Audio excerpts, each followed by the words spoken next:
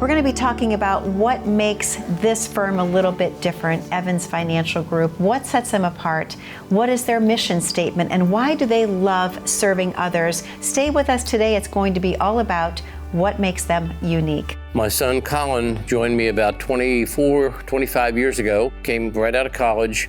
He got a degree in finance and insurance and came into the business, and he ultimately has become the managing partner for the firm. When I was in college and kind of figuring out what I wanted to do in life, it's like, okay, do I want to try and, be a rock star or be a bartender?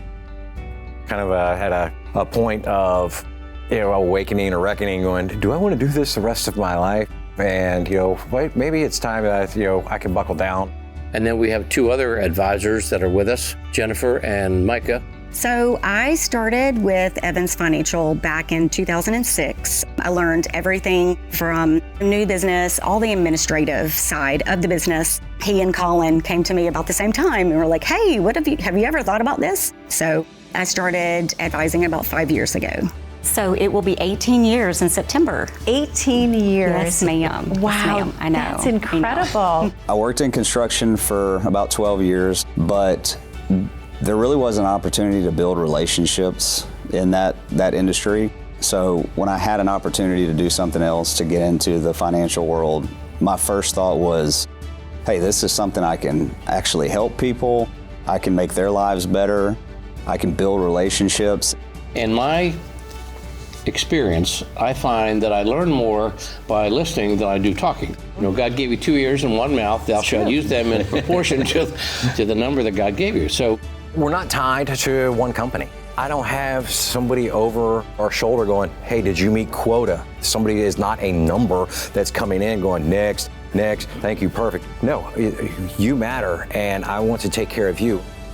We want to have a conversation with our clients to find out where they're at, where they want to be in the future, and find out what they're working with. And then we walk through the steps of creating that plan for them given their unique circumstances. We visited with this couple, and they said, we were with so-and-so for about 10 years, and we have learned more from you in an hour than we've learned from him in 10 years. The relationships that we build are gigantic. Not only are we dealing with somebody's nest egg, but we're dealing with people. People come into their office and they don't really have a plan at all. Making sure that you have an income that you can't outlive. I mean, that's the number one fear, that they come into our office and are like, am I gonna have enough money? So giving them that peace of mind, so making sure that they are able to live out retirement, travel, do all the things that they wanna do, and know that they don't have to worry about where the check is coming from. I've been in business 51 years. People say, why are you still working? I said, I'm still working because I absolutely love what I do and the impact that I have, and you have to have that servant attitude.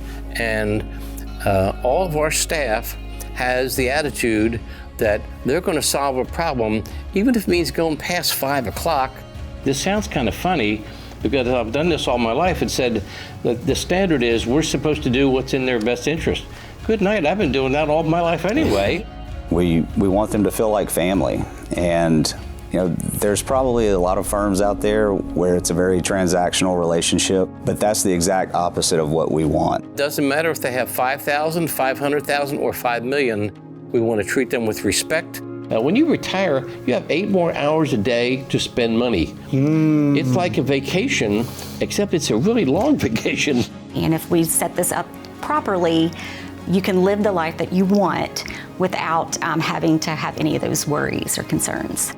There's no mulligans. We don't get to do this twice. We don't get to back up and say, let me start over and try this again. What impact can I have on people? How can I touch people? How can I help, To see the joy in their lives and to see them getting to do the things that they want to do and not having to sit and work a couple of years longer, that's the most rewarding, I would say, for myself, is being able to just give someone that peace of mind, to tell them that they're good, do this. So as we expand and grow, those are the things that we look for in people.